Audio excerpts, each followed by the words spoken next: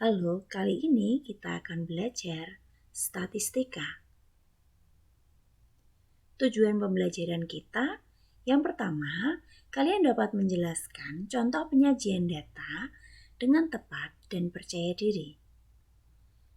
Yang kedua, kalian dapat menentukan ukuran pemusatan data, yaitu rata-rata, median, dan modus dengan benar dan mandiri.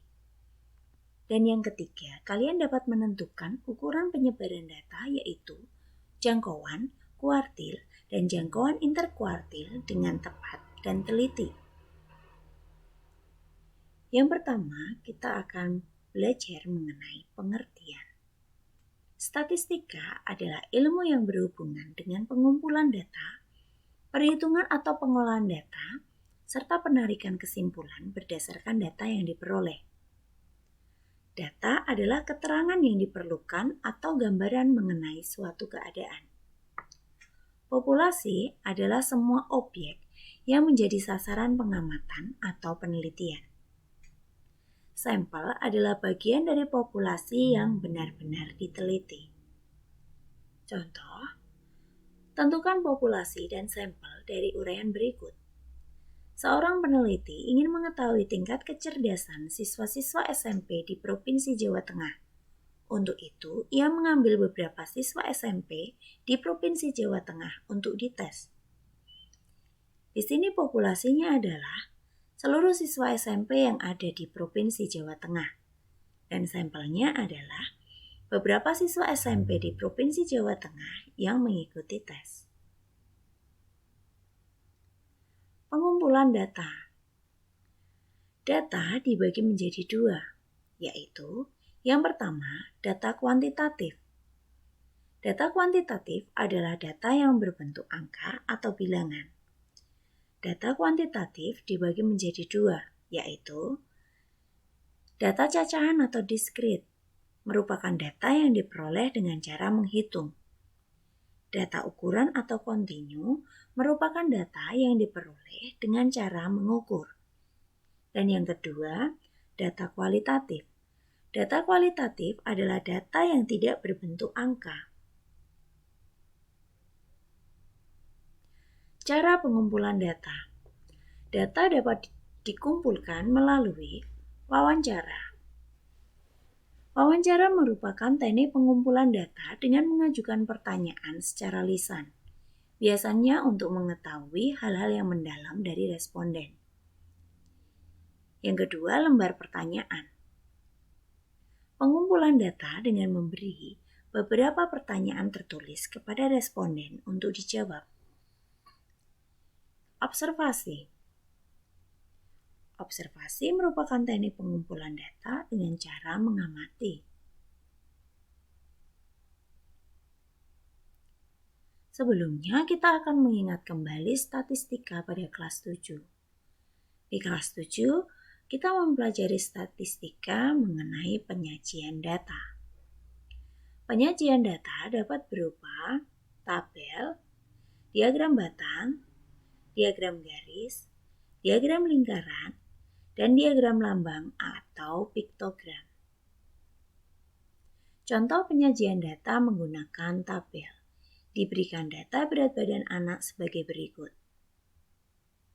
Buat tabel distribusi frekuensinya. Kita akan membuat tabel untuk berat badan, turus, dan frekuensi. Berat badan paling kecil di sini adalah 35 dan seterusnya sampai yang paling besar di sini adalah 39. Kita mulai dari data pertama 39 sehingga kita beri garis 1 pada 39. 35 kita beri garis 1 pada 35. 38 kita beri garis 1 pada 38 dan seterusnya kita hitung berapa garis di setiap berat badan. Contoh berikutnya, contoh penyajian data menggunakan diagram batang. Yayasan Pendidikan Pelita Harapan mengelola sekolah dengan jumlah murid sebagai berikut. SD 500 siswa, SMP 600 siswa, SMA 450 siswa, SMK 250 siswa. Buatlah diagram batangnya. Untuk yang mendatar, SD, SMP, SMA, dan SMK, sedangkan yang ke atas adalah banyak siswanya. Untuk SD banyak siswanya adalah 500, SMP banyak siswanya 600, dan SMA 450, sedangkan SMK 250. Contoh penyajian data menggunakan diagram garis. Berikut ini adalah tabel hasil panen padi dalam 5 tahun. Tahun 2014 hasil panen padi dalam ton 10 dan seterusnya. Tahun 2018 hasil panen padi 30 ton. Buatlah diagram garis data tersebut.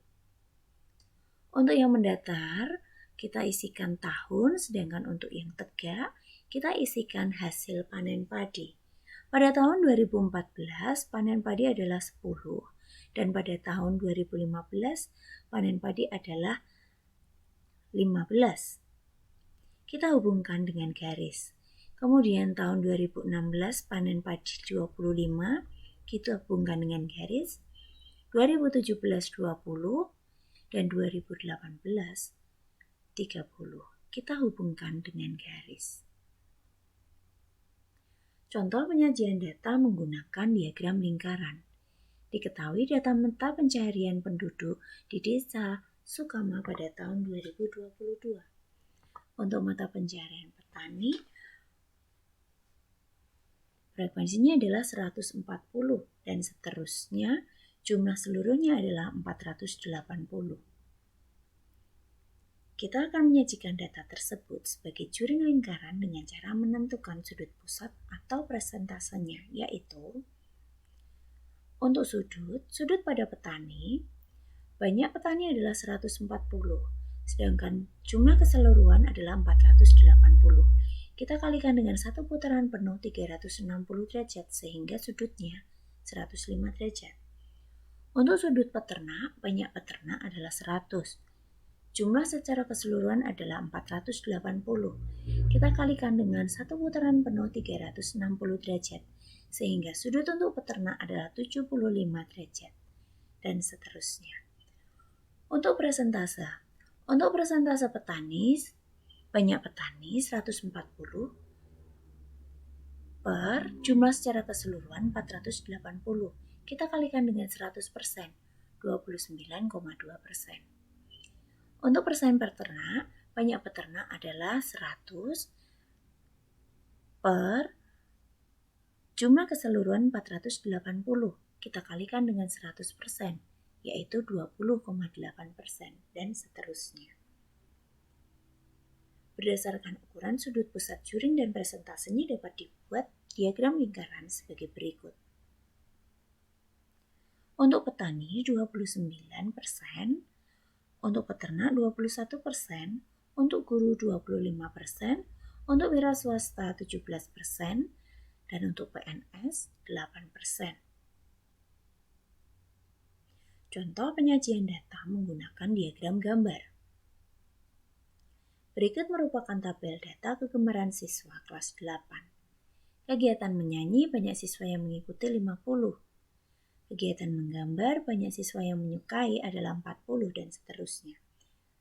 Berikut adalah diagram gambarnya. Setiap satu bulatan mewakili 10 anak. Sehingga pada kegiatan menyanyi ada 5 bulatan karena banyak siswa yang menyukai menyanyi adalah 50. Untuk kegiatan menggambar banyak bulatan ada sebanyak 4 karena banyak siswa yang menyukainya adalah 40 dan seterusnya. Nah, di kelas 8 kita mulai dari mempelajari membaca data. Untuk contoh yang pertama, perhatikan gambar banyak pengunjung sebuah salon dalam 1 minggu. Pertanyaannya, pada hari apakah pengunjung paling sedikit? Tentukan jumlah pengunjung selama 1 minggu. Di sini dapat kita lihat yang paling pendek diagram batangnya adalah hari Selasa. Sehingga pada hari Selasa banyak pengunjung paling sedikit.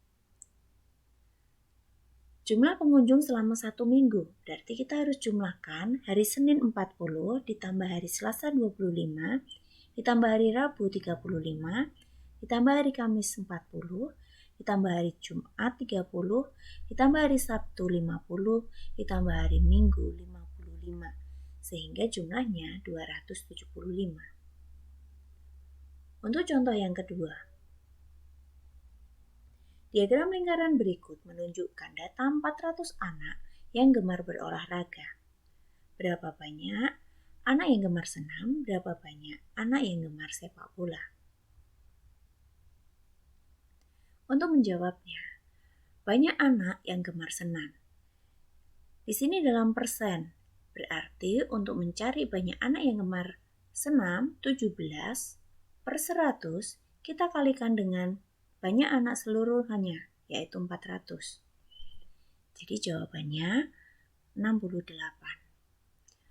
Untuk menjawab yang B, berapa banyak anak yang gemar sepak bola? Di sini belum ada persentase banyak siswa, banyak anak yang menyukai sepak bola. Sehingga kita mencari terlebih dahulu persentase anak yang gemar sepak bola. Satu putaran penuh dalam persen adalah 100. Kita kurangi dengan 25, kita kurangi 20, kita kurangi 17. Sehingga persentase anak yang gemar sepak bola adalah 38%. Dan kita akan mencari banyak anak yang gemar sepak bola.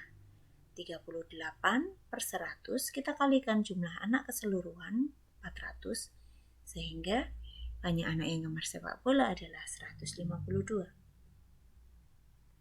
Contoh yang ketiga, diagram berikut menggambarkan pekerjaan orang tua siswa sebuah SMP. Jika banyak orang tua menjadi guru adalah 120, tentukan banyak orang tua yang berwira swasta dan tentukan banyak siswa seluruhnya. Di sini diagram lingkaran disajikan dalam sudut derajat. Untuk menjawabnya, diketahui banyak orang tua yang menjadi guru. Dan yang ditanyakan banyak orang tua yang berwira swasta. Berarti di sini banyak guru per banyak wira swasta sama dengan besar sudut untuk guru per besar sudut untuk wira swasta. Banyak guru adalah 120, banyak yang berwira swasta ini yang ditanyakan. Besar sudut untuk guru adalah 90 dan besar sudut untuk wira swasta adalah 72 derajat.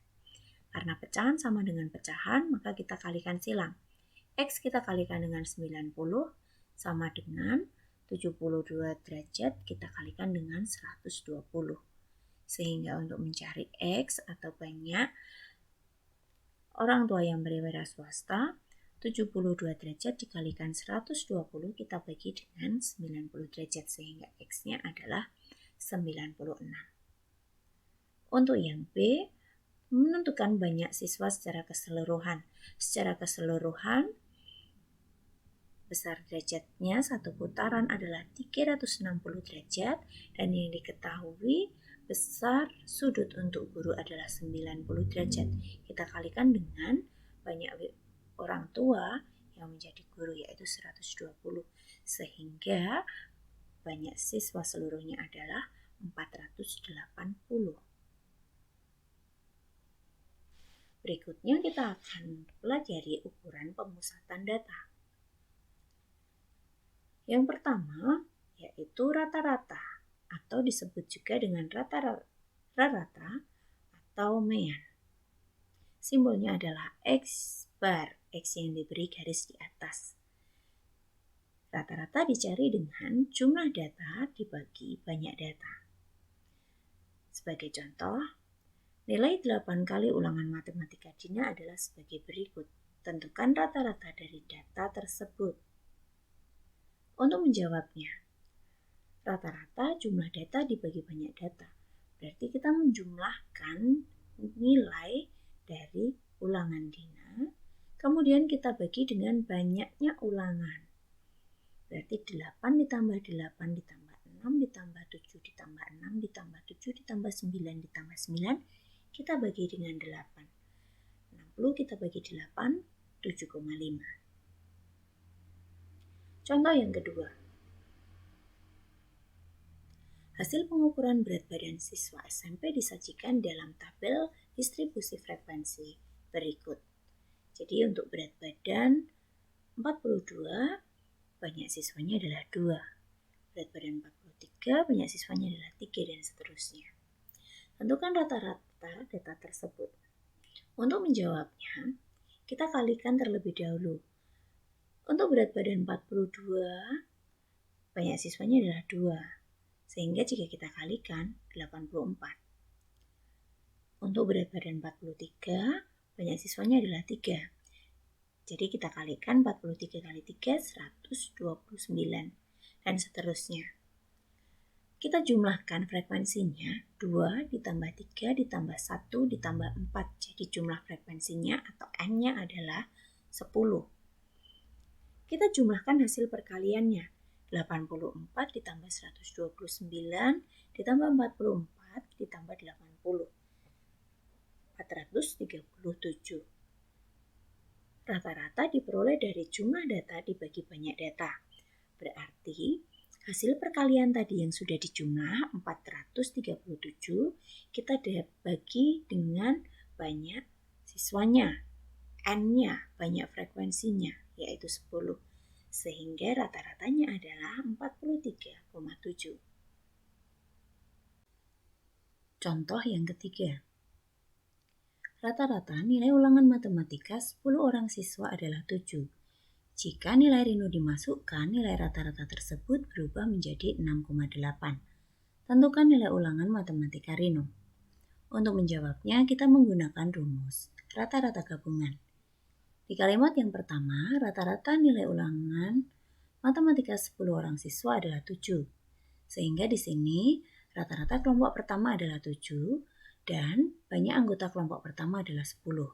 Jika nilai Rino dimasukkan, berarti banyak anggota kelompok berikutnya, kelompok kedua adalah 1, yaitu Rino.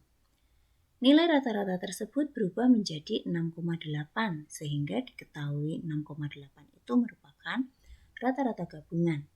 Pertanyaannya, tentukan nilai ulangan matematika Rino, sehingga yang ditanyakan adalah XB-nya. Rumus rata-rata gabungan XA dikali NA ditambah XB dikali NB dibagi NA ditambah NB. Rata-rata gabungannya adalah 6,8 sama dengan 7 kali 10 ditambah X dikalikan 1 dibagi 10 ditambah 1. Kita kalikan dulu, berarti 70 ditambah X per 11 itu sama dengan 6,8. Dan kita kalikan silang, 6,8-nya kita kalikan dengan 11. 6,8 kalau kita kalikan 11 adalah 74,8. Sehingga X-nya adalah 74,8 kita kurangi dengan 70. Sehingga X-nya atau nilai ulangan matematika Rino adalah 4,8. Ukuran pemusatan data berikutnya adalah median. Median adalah nilai tengah data yang telah diurutkan. Median terletak tepat di tengah-tengah. Jika banyak data ganjil, median adalah urutan ke N ditambah 1 dibagi 2. N ini adalah banyak data. Jika banyak data genap, median merupakan rata-rata dari 2 data tengah. Contoh yang pertama, tentukan median dari data berikut. Untuk menjawabnya, untuk jawaban yang A, datanya adalah sebagai berikut. Kita urutkan terlebih dahulu karena datanya belum urut. Berarti di sini yang pertama adalah 5, kemudian 6, 6, 6, 7, 7. Banyak datanya adalah 1, 2, 3, 4, 5, 6, 7. Banyak data sebanyak 7. Di sini terlihat yang di tengah-tengah adalah 6. Nah, 6 ini adalah median. Sehingga median data di sini adalah 6. Karena 6 ini membagi data menjadi 2, yaitu 3 data dan 3 data. Untuk jawaban yang B, datanya adalah sebagai berikut. Datanya kita urutkan terlebih dahulu. 4, kemudian 5, 6, 6, 7, 8, 9, 9. Kita lihat banyak datanya adalah 8, sehingga dia membagi data menjadi 2 sama, yaitu 4 data sebelah kiri dan 4 data sebelah kanan. Sehingga mediannya adalah tengah-tengah antara 6 dan 7. Jadi mediannya karena tengah-tengah, maka 6-nya kita tambah 7 kita bagi dengan 2 atau 13 dibagi 2, yaitu 6,5. Contoh yang kedua. Tentukan median dari data pada tabel. Untuk menjawabnya, kita cari terlebih dahulu frekuensi kumulatif.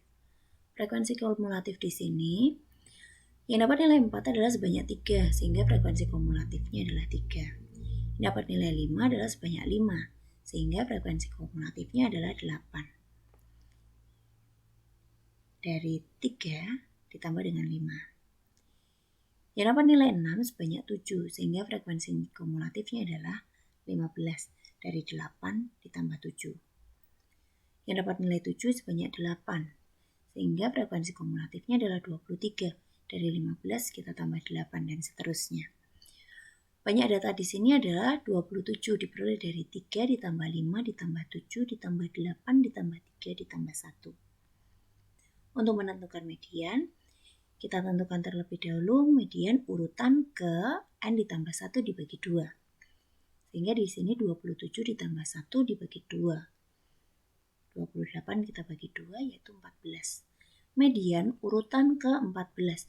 Di sini urutan pertama adalah nilai 4. Urutan kedua juga 4. Urutan ketiga juga 4 karena yang dapat nilai 4 ada sebanyak 3. Kemudian urutan yang keempat adalah 5. Urutan yang kelima adalah 5. Sampai urutan ke-8 adalah 5. Urutan ke-9 berarti di sini adalah 6. Urutan ke-10 adalah 6. Urutan ke-15 adalah 6. Urutan ke-14 adalah 6. Median urutan ke-14. Urutan ke-14 tadi adalah 6. Sehingga mediannya adalah 6. Ukuran pemusatan data berikutnya. Modus. Modus adalah nilai yang paling sering muncul atau memiliki frekuensi terbesar. Contoh yang pertama, tentukan modus dari data berikut ini. Untuk menjawabnya, dari data ini yang paling sering muncul adalah 2. Karena 2 muncul sebanyak 1, 2, 3, 4 kali. Sehingga modus data tersebut adalah 2. Contoh yang kedua. Tentukan modus dari data pada tabel. Untuk menjawabnya, modus adalah nilai dengan frekuensi terbanyak. Kita lihat di sini frekuensi terbanyak. Nah, sehingga modusnya adalah nilai 7. Berikutnya kita mempelajari ukuran penyebaran data. Yang pertama, jangkauan atau rentang atau range. Jangkauan adalah selisih data terbesar dan data terkecil.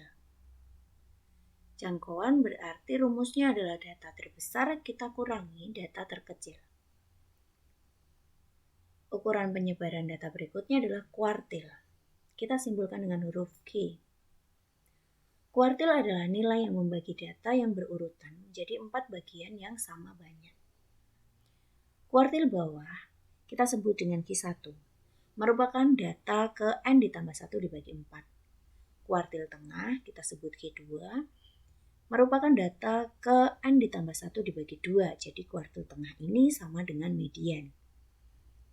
Kuartil atas atau Q3 merupakan data ke 3 dikali n ditambah 1 dibagi dengan 4.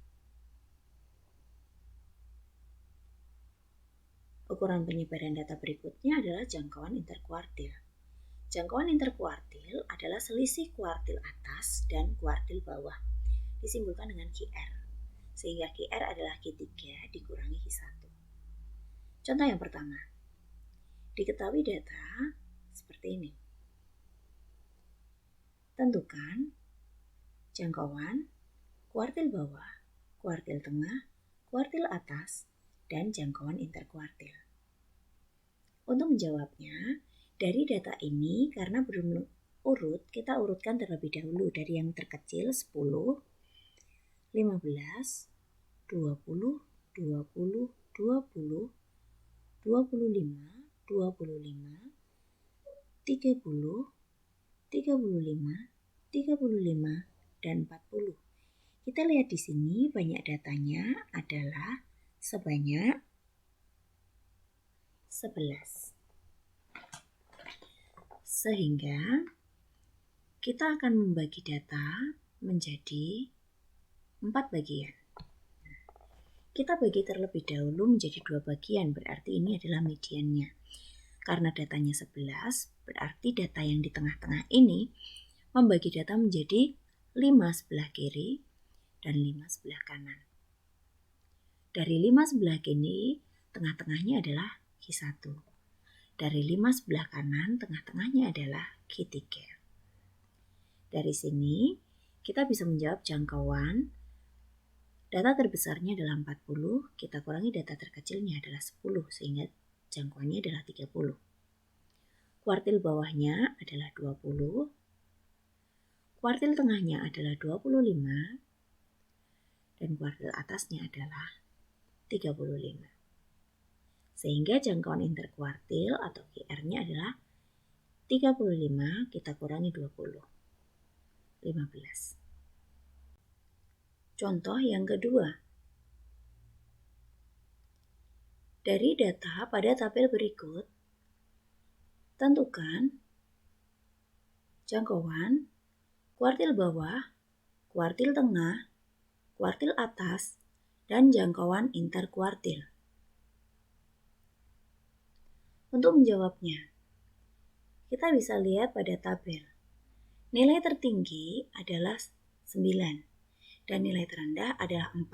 Sehingga jangkauannya nilai tertinggi kita kurangi nilai terendah 9 dikurangi 4, yaitu 5. Untuk mencari kuartil bawah data kita cari terlebih dahulu banyak frekuensinya. N atau banyak frekuensi di sini jumlah dari 3 ditambah 5, ditambah 7, ditambah 8, ditambah 3, ditambah 1. Sehingga N-nya adalah 27. Sehingga kuartil bawah data ke N ditambah 1 dibagi 4 sama dengan 27 ditambah 1 dibagi 4 atau 28 dibagi 4, yaitu 7. Dari tabel di sini, yang mendapatkan nilai 4 adalah sebanyak 3. Berarti data ke-1 adalah 4, data kedua adalah 4, dan data ketiga adalah 4. Data ke-5 adalah 5. Data ke-6 adalah 5, data ke-7 adalah 5, dan data ke-8 adalah 5. Karena kuartil bawah adalah data ke-7, sehingga kuartil bawah adalah 5. Untuk mencari kuartil tengah. Kuartil tengah adalah data ke N ditambah 1 dibagi 2, atau 27 ditambah 1 dibagi 2, 28 dibagi 2, yaitu 14. Data ke-8 tadi adalah 5, sehingga data ke-9-nya adalah 6, data ke-10-nya adalah 6, sampai data ke-15-nya adalah 6. Karena data ke-15 adalah 6, berarti data ke-14 adalah 6. Data ke-13 adalah 6. Karena kuartil tengah adalah 14, data ke-14, sehingga kuartil tengah adalah 6. Untuk mencari kuartil atas. Kuartil atas adalah data ke-3 dikali N ditambah 1 dibagi 4. Atau 3 dikali 27 ditambah 1 dibagi 4. 3 dikali 28 dibagi 4 adalah 21. Data ke-15 ini tadi adalah 6. Berarti data ke-16 adalah 7. Data ke-17 adalah 7.